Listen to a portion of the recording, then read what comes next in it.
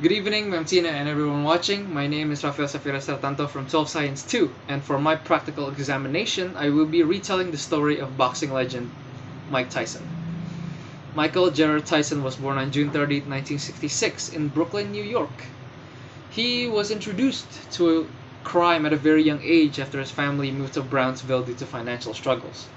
His bad behavior landed him in the Tryon School for Boys, where Tyson met the counselor Bob Stewart, who had been an amateur boxing champion.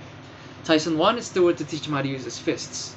Stewart agreed on the condition that Tyson would stay out of trouble and work harder in school. In 1980, Stewart introduced the aspiring boxer to legend boxing manager Constantine Cus D'Amato.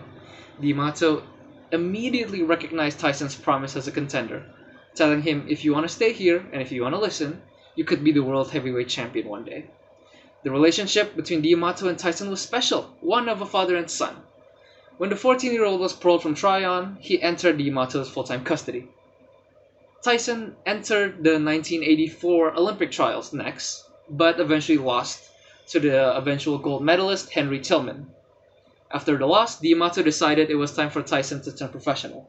On March 6, 1985, Tyson made his professional debut in New York against Hector Mercedes, where he won in first-round knockout at only 18 years old. His strength, quick fists, and notable defensive abilities intimidated his opponents, which often were afraid to hit him. This gave him the uncanny ability to just level them in one round, and that earned him the title Iron Mike, his nickname. On November 4th, 1985, Cus D'Amato died of pneumonia. He recorded his 13th knockout in Houston and dedicated the fight to the man who had molded him into a professional. On November 22nd, 1986, Tyson was given his first fight against Trevor Berbick for the WBC Heavyweight Championship and won via knockout in the second round. This made him surpass Floyd Patterson's record to become the youngest heavyweight champion in boxing history. He defended his title 4 more times, earning the WBA and the IBF titles in the process. He marked his name in history again as he became the first heavyweight to own all 3 major boxing belts. Unfortunately, Tyson's winning streak came to an end when he got defeated by Buster Douglas in Tokyo. Tyson recovered by knocking out former Olympic gold medalist and former adversary Henry Tillman the same year. But in a surprise, Tyson was ordered to serve 6 years in prison because of several rape and assault charges. After serving 3 years in 1995, Tyson was released, and after a successful fight, he came head-to-head with Evander Holyfield. Tyson ended up losing their first bout, but Tyson wanted to settle the score. They faced off once again, and the fight took an unexpected turn when Tyson grabbed Holyfield, bit both of the boxer's ears, and completely severed off a piece of Holyfield's right ear. This resulted in Tyson getting disqualified, followed by the Nevada State Athletic Commission revoking his license and fining him for $3 million. However, his boxing license was reinstated. But Tyson would continue to lose his next 3 fights before announcing his retirement in 2005.